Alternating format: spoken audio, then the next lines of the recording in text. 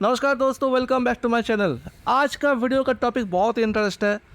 अगर आपका home loan है तो इस वीडियो में जानेंगे उस होम लोन का इंटरेस्ट और प्रिंसिपल अमाउंट कैसे आपका टैक्स लायबिलिटी रिड्यूस करता है।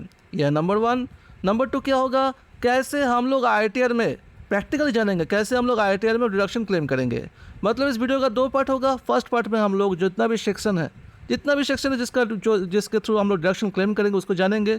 बिना सेक्शन का जाने, बिना रूल को जाने हम लोग कोई भी चीज़ क्लेम नहीं करेंगे, वरना गलत हो सकता है। नंबर टू देखेंगे प्रैक्टिकली कैसे हम लोग आईटीआर में उसको क्लेम करेंगे। ओके, तो वीडियो को स्टार्ट करते हैं। सबसे पहले हम लोग बात करेंगे प्रिंसिपल अमाउंट के बारे में। होम लोन का प्रिंसिपल अमाउंट को आप एटीसी में एज ए डिडक्शन क्लेम कर सकते हैं, मगर आप सबको पता है एटीसी का मैक्सिमम अलाउेबल डिडक्शन है 1.5 लाख रुपए।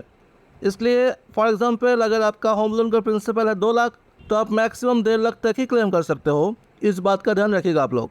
अब दोस्तों बात करेंगे होम लोन का इंटरेस्ट पोर्शन के बारे में। सबसे पहले सेक्शन 24। इस केस में भी दो पार्ट में डिवाइड कर लेंगे, self occupied and rented. Self occupied case में आप मैक्सिमम 2 लाख तक इंटरेस्ट को एज ए डिडक्शन क्लेम कर सकते हो। फॉर एग्जांपल अगर आपके इंटरेस्ट का अमाउंट है 2,15,000 तो आप 2 लाख तक क्लेम कर सकते हो, और उससे कम है तो फिर आप फुल अमाउंट क्लेम कर सकते हो। ओके, मगर रेंटेड प्रॉपर्टी के लिए कोई भी यहाँ पे लिमिट नहीं है।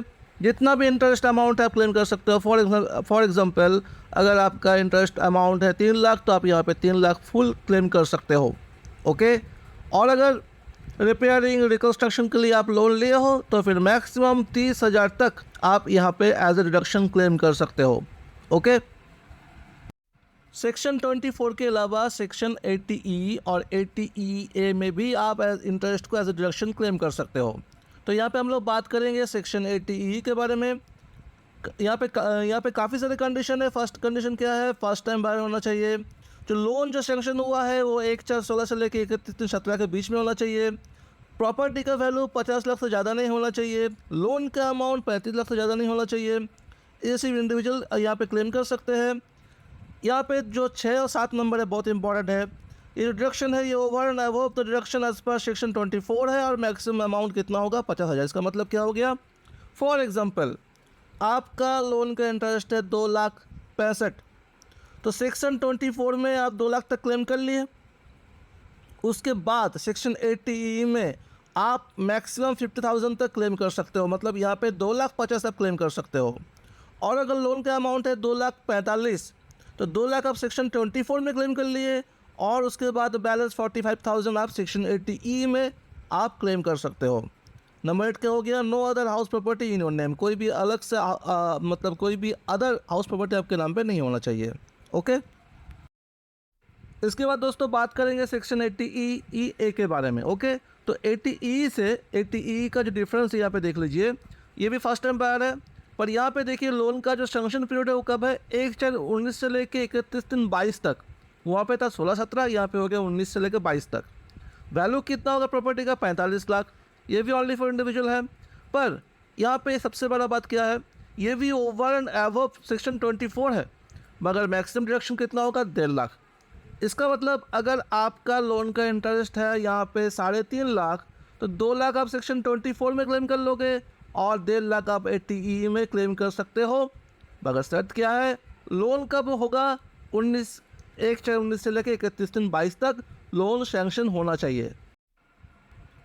अब दोस्तों हम लोग देखेंगे प्रैक्टिकली कैसे डिडक्शन हम लोग आईटीआर में क्लेम करेंगे। ओके, तो सबसे पहले यहाँ पे बात करेंगे सेक्शन 24 का। यहाँ पे देखिए आपका जो इनकम सेक्शन है वहाँ पे इनकम फ्रॉम हाउस प्रॉपर्टी है। सबसे पहले आपको यहाँ पे ऐड और एडिट डिटेल्स, यहाँ पे आपको जो ब्रेकअप है यहाँ पे आपको क्लिक करना पड़ेगा। मैं यहाँ पे क्लिक करता हूँ। उसके बाद दोस्तों आपको यहाँ पे ना चूज़ करना पड़ेगा कि आपका जो हाउस प्रॉपर्टी है वो सेल्फ ऑक्यूपाइड है कि लेट आउट है।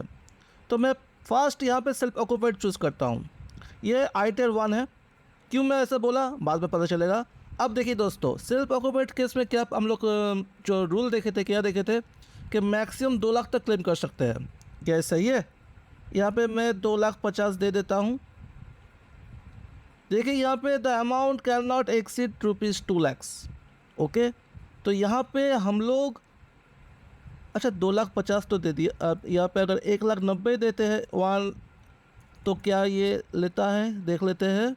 जी हाँ दोस्तों, तो मैक्स सेल्फ ऑक्यूपाइड केस में मैक्सिमम 2 लाख। अब लेट आउट केस देखते हैं। मैं यहाँ पे करता हूँ लेट आउट। लेट आउट होने से क्या होगा, कितना रेंट है क्या है यहाँ पे देना पड़ेगा, तो वो भी हम लोग दे देंगे।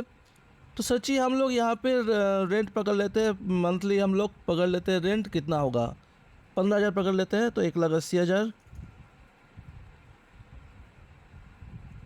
तो यहाँ पे कुछ डिडक्शन 30% एनुअल वैल्यू का डिडक्शन मिलने के बाद मेरा 1,26,000 आ रहा है। अब मैं यहाँ पे देखता हूँ कि क्या मैं यहाँ पे 2 लाख से ज़्यादा क्लेम कर सकता हूँ।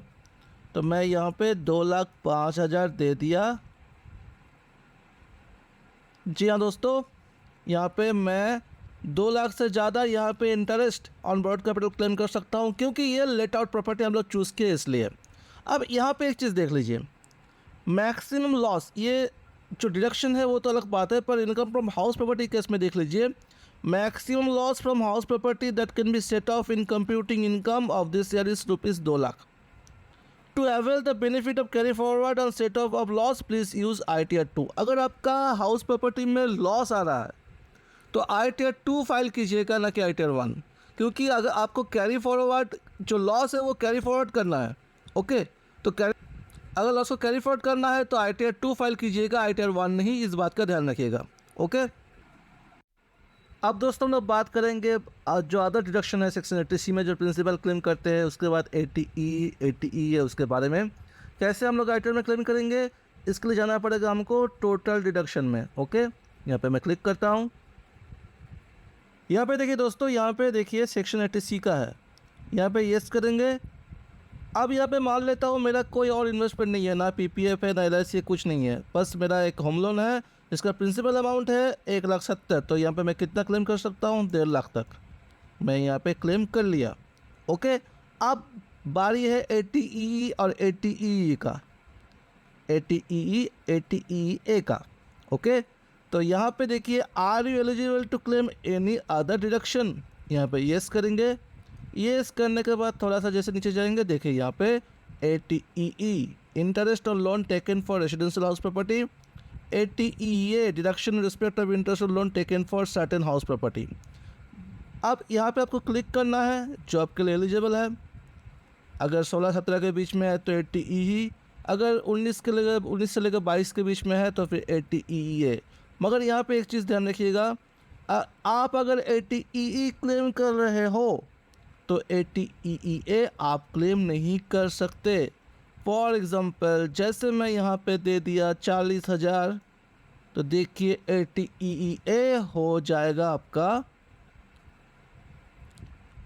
मतलब यहाँ पे आप इसको क्लेम नहीं कर सकते, ये आपका हाईलाइटेड नहीं है, ये इस बात का ध्यान रखिएगा, इसके हिसाब से अपना टैक्स प्लानिंग करिएगा।